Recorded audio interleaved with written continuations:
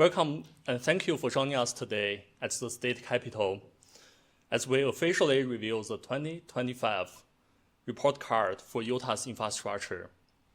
My name is Lingkun Lee, and I'm the president of ASCE's Utah section. Today, we're gathered here to release our assessment of the state's infrastructure systems. But before we dive into the themes, key findings, and opening up for questions, allow me to provide a quick introduction about the ASCE Utah section. The Utah section is a local chapter of the American Society of Civil Engineers, which is the oldest and largest civil engineering society in the nation, which was founded in New York City in 1852 and currently has more than 160,000 members worldwide. Established in 1916, the Utah section of ASCE represents more than 1,600 members throughout Utah. The section is headquartered in Salt Lake City and comprises 4 branches around the state, a group for engineers under the age of 35, and student chapters at 6 of the state's universities. ASCE works to raise awareness and the need to maintain and modernize the nation's infrastructure using sustainable and resilient practices.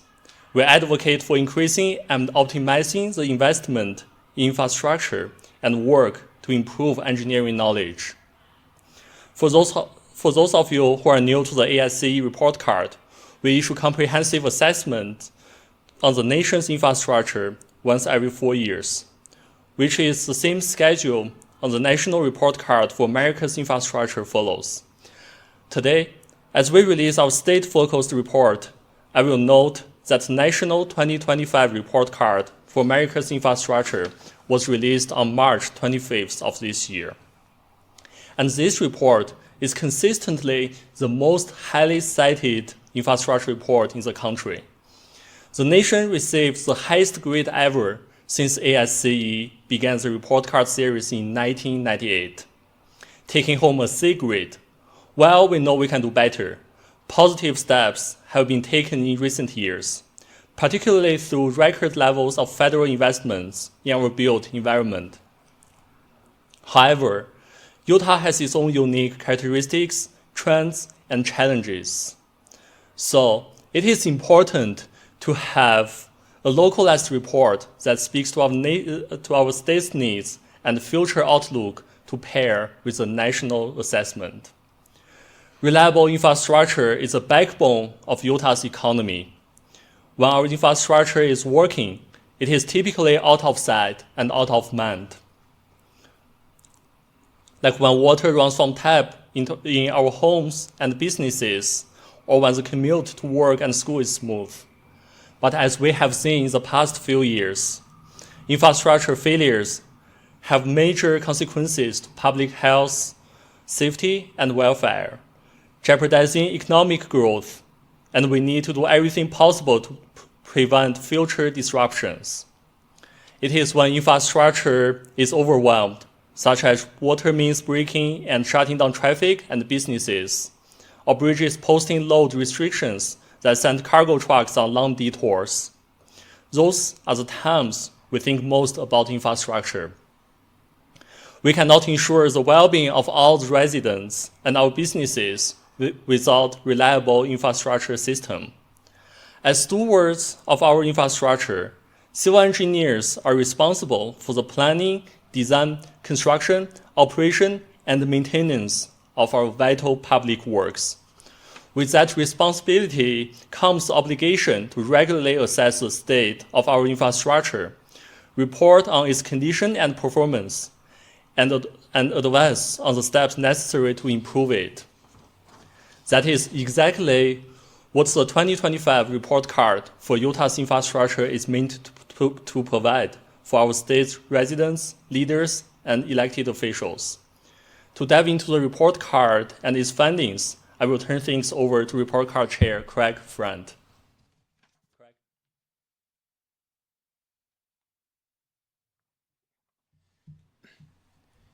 Thank you, Lingkun, and thank you everyone who's joined us today here in person or online.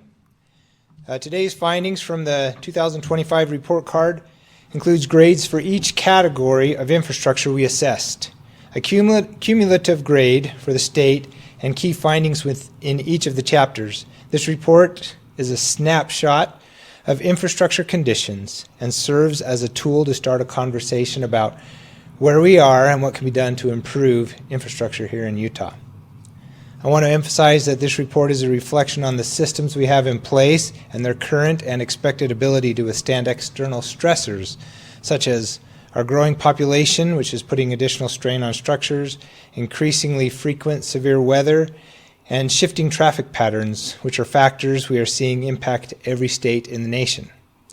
These grades are not a reflection of the people who work hard every day to operate and maintain those systems and have done incredible work with the resources made available to them. We hope that this information provides additional insight and sparks important discussions about the need to prioritize the systems Utahns rely on every day. With that background covered, let's dive into the report card findings and recommendations. The infrastructure report card uses a simple A to F school grade format, and it provides a comprehensive assessment of current infrastructure conditions and needs. The 2025 report card covers 12 categories, and these 12 categories include aviation, bridges, canals, dams, drinking water, hazardous waste, levees, roads, solid waste, stormwater, transit, and wastewater. So each category is assessed by a team of civil engineers who assign the grades according to the following 8 criteria. Their capacity, condition, funding, future need, operation and maintenance, public safety, resilience, and innovation. So the overall grade for the 2025 report card for Utah's infrastructure is a C+. A C+ means our infrastructure is meeting the needs of Utahns, but there is still room for improvement. This is the same grade we received in the 2020 Utah Infrastructure Report Card and a one-notch upgrade over the C grade of ASCE's recently released 2025 Report Card for America's Infrastructure. In fact, only 2 other states, Wisconsin and Georgia, have a C+ grade, which is the highest cumulative score any report card is given. This is a sign that we're doing things well here in Utah. 1 grade improved since our 2020 report card, which was the aviation grade, while 3 categories went down. Those categories are bridges, stormwater, and transit.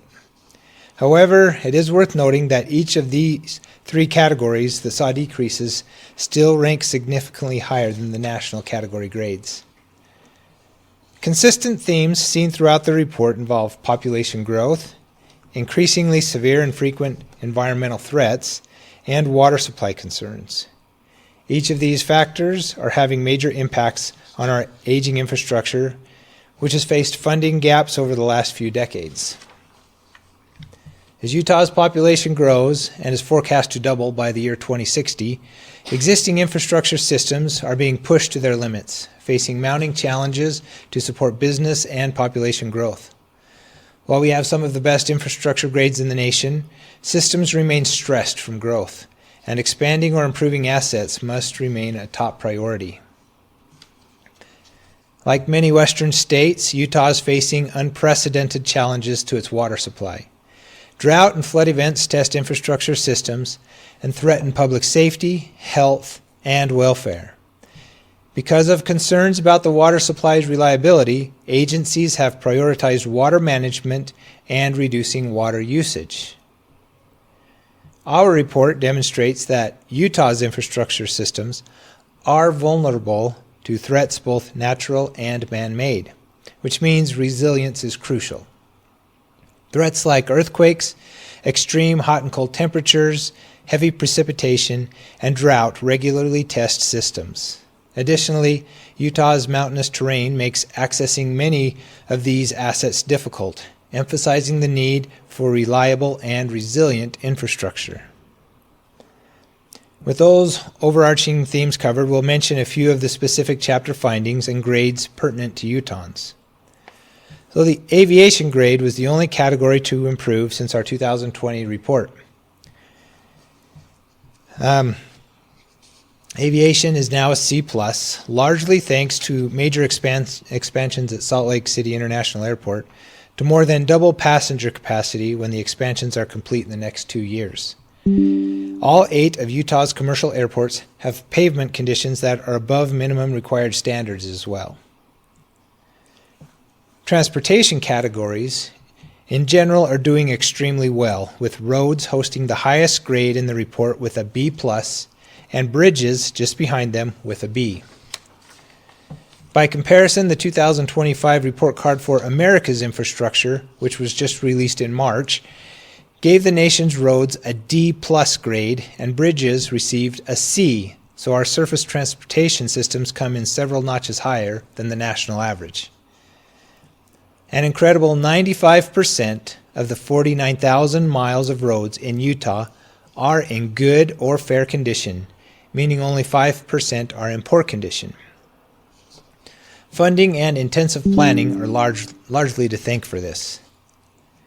Utah has developed a transportation asset management plan which considers medium and long-range planning, risk management, and dynamic data collection to stay ahead of future needs. And in 2023, Utah approved the largest transportation program in state history, which is valued at $14.3 billion over 6 years. While the bridges grade did go down from a B+ to a B grade is still excellent, showing that significant investments are helping to maintain higher than average condition ratings. However, the grade dropped because in 2020, 38% of bridges were in good condition, which fell to 22% in 2024, a notable and unfortunate drop. Additionally, bridges listed in fair condition rose from 60% of the inventory in 2020 to 75% in 2024. And the number of bridges in poor conditions rose from 2% in 2020 to 2.9% in 2024. These conditions are still well ahead of national averages, but they demonstrate a negative trend based on the data we have available to us. The rising cost of construction is reducing the spending power of Utah's forward-thinking investments and help receive from the Federal Infrastructure Investment and Jobs Act. So transit, the next one, received a B-, which is leaps and bounds ahead of the national transit grade of D, the lowest national category grade there is, but lower than the B+ we assigned in 2020. So Utah has 8 transit agencies which provide transit access to 95% of the state's population. That's as strong a percentage of a state's population with transit access that you'll find in the country. Ridership continues to rebound from the COVID-19 pandemic shutdowns as well. Part of the reason for the following grade in the number of service disruptions increasing since our last report. UTA's frontrunner service has gone from 63 disruptions in 2021 to 136 in 2023. Overall, more investment and focus on resilience will help the transportation categories, but they're in great shape compared to the rest of the nation. Water categories are not doing poorly, but are not performing as well as the transportation categories generally. Our drinking water category received a B-, another great grade due to the efforts water conservation districts have made in implementing water conservation plans as droughts threaten the state's water supply. Additionally, Utah has spent $850 million on 1,500 projects to improve water infrastructure through the Utah Water Resources Development Revolving Fund. The challenge with our water infrastructure, and this is the case almost everywhere, is that our pipelines are quite old. Most is older than 50 years, which is either at or exceeding its design life. The EPA estimates our water infrastructure Our water infrastructure needs will exceed $38 billion between now and the year 2060 to account for replacing aging assets, safeguarding them from seismic events or other environmental hazards, and expanding to meet the needs of a growing population. So wastewater systems, which maintained their C grade, are also operating well below capacity, but must expand significantly to meet anticipated demands over the next 40 years. Levees and canals received the two lowest grades, with levees receiving a D- and canals receiving a D+. The main reason behind each category's poor grades are very old assets. The majority of levees are more than 60 years old, and most canals were built in the 1800s for irrigation purposes. And secondly, a lack of data. These are systems that protect households and businesses from flooding, yet we don't know their condition in many cases, which is a major public safety hazard. These are just a few of the 12 categories of infrastructure we assessed, and I encourage you to go to our website to see the full report for more detailed breakdowns. While this report breaks down the current state of Utah's infrastructure, it also provides recommendations for making improvements. There are specific category-by-category recommendations in the report, but for brevity, we'll focus on the overarching recommendations that we feel could get Utah's infrastructure into the B range in the future. As a reminder, we'll go through Q&A after spotlighting these recommendations, so have your questions ready so that we can address them here shortly. In addition to state and local investments, the federal infrastructure law was a major boon for Utah, with many infrastructure projects funded by the law already announced. However, there is still work to be done, and we need full buy-in from federal and state government in addition to the private sector if we are to meet the collective infrastructure needs. If we're ready to improve upon what we've already accomplished, ASCE has some suggestions to start raising the grades. So first, we need to plan for our growing future. As Utah's population grows, the state must conduct regular, comprehensive analysis of its future infrastructure needs. The state must provide consistent, reliable funding to support improvements, maintenance, resiliency, and risk reduction.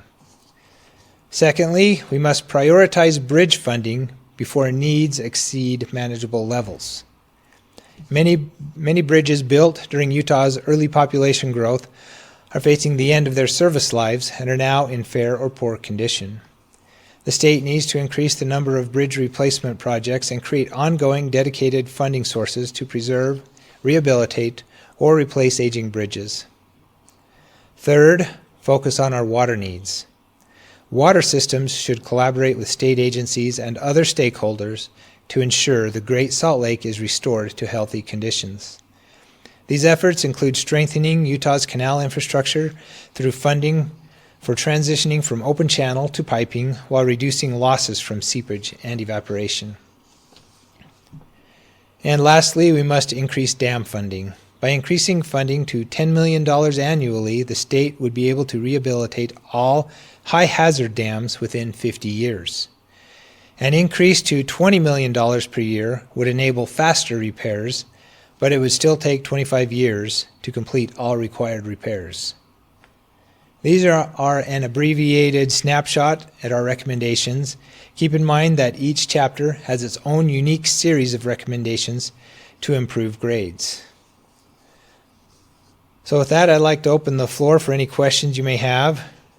We have some of our chapter authors here available to answer questions about any of the subject matter, and we can take questions online through YouTube, or for those that are here in person can ask questions as well. So, yeah.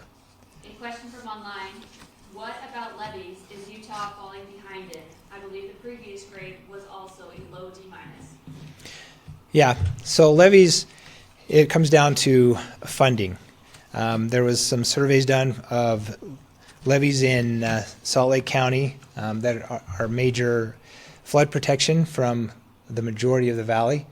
If those levees aren't maintained and upgraded to address the comments that the federal government gave us for those levees, then if our FEMA flood mapping is updated, then it would change flood zones, floodplains, which would really take in most of the west side of the Salt Lake Valley, including the Salt Lake Airport, which would mean the Salt Lake Airport would be in a floodplain. So it's important that we maintain these levees to prevent flooding of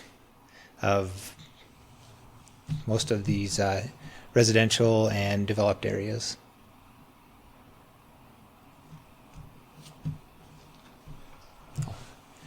Come back here. Yeah. I'm wondering if there's an area of infrastructure that maybe is like the most pressing, and maybe didn't score the lowest, but has the potential to cause like the most, to disrupt the most. Yeah, and I think as we mentioned in the report, when you're able to look at that, each chapter does have recommendations. We did look through those and we picked 5 recommendations that we think will help us raise the grade the most. And those are, I went through 4 of these, which are, planning for the future growth we have here. Bridges, that's another one that Utah's done a great job with rehabilitating bridges, but they're aging faster than we can repair them and replace them. Water is a huge one in Utah. That's probably one of the biggest ones, and that goes with the dams and our drinking water supplies, canals. Those are probably the most. And then one I didn't go over, but it's on the brochure that you've noticed, is transit and multimodal transportation, providing that for all of Utahns, so the transportation is available to all. If someone was interested or concerned about infrastructure, what's the one thing they could do to be better engaged and make a difference in response to the report card? Reach out to our elected officials. Those in the state legislature, our local city leaders, county leaders. Reach out to them. Express your interest and concern for our infrastructure. They listen to us. We are their constituents. They represent our state, and so they need to hear from us. They need to hear from, as civil engineers, we're doing our part. We feel we are stewards of Utah's infrastructure, and so we are trying to do our part by helping the population, our family, friends, neighbors, fellow Utahns, and our elected officials understand the need for quality infrastructure, which has a direct impact on the quality of life. Yeah. Last year, the Pangbush Lake Dam nearly failed. They had to almost evacuate some of the neighborhoods below it. I'm wondering, in this analysis, did you notice any other dams that were, nearing that level of safety? See, our dams chapter author isn't here, but there are. I'm not sure which other ones are at the top of that list. But in the report, we do have more write-up on that you can find an answer to that, and it does have references to where that data can be found. So I don't know if any of our committee members here have anything that they could add to that on dams. There are several high-hazard dams that are located in urban areas, and the state has a structured, prioritized funding, how they're going to approach it there. And so they basically look at what is the biggest bang for the buck with the dams that are being replaced. And so it is prioritized and structured. If you look at that list, the information is available online, you can see the dams that are most critical. But there are a number of dams that are in high hazard areas that are in need of repair. Can you explain what a high hazard dam is? High hazard dam is a dam of a certain size in close proximity to residential or commercial property. Thank you, Ryan. So there could be a dam that's closer to failure, but maybe in a more rural area that wouldn't impact as many people directly. That's right. The Division of Water Rights does a great job of looking into that and prioritizing with criteria to evaluate which ones are more critical in terms of repair.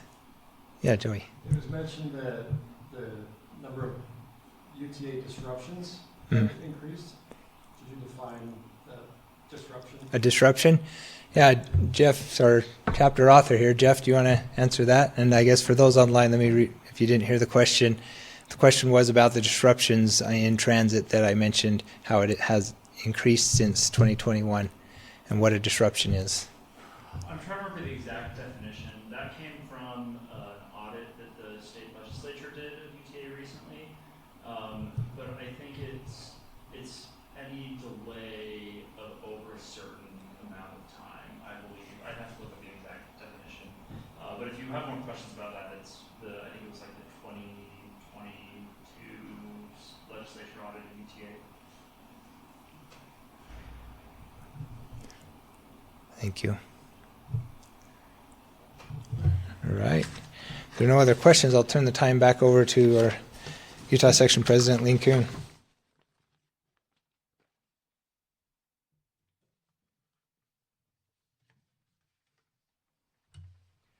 Thank you, Craig. Okay, and I would like to close by saying that the future of our state relies on our ability to maintain and improve upon the current conditions of even our most thriving infrastructure sectors, while also improving those that have greater needs. Our infrastructure drives economic growth, creates jobs, improves public health, and protects us from extreme weather or seismic events. We work hard to build and maintain our systems for the public health, safety, and welfare. And we ask that our policymakers review the 2025 report card for Utah's infrastructure when making infrastructure policy that affects our citizens. And also, I would love to once again thank our committee member who's sitting here with a great effort, and they work super hard to complete this report card. Thank you all again. And right now, you will be able to find the full report at infrastructurereportcard.org/Utah. Again, the web link is infrastructurereportcard.org/Utah. If you have any other questions, please do not hesitate to email us at reportcard@asce.org.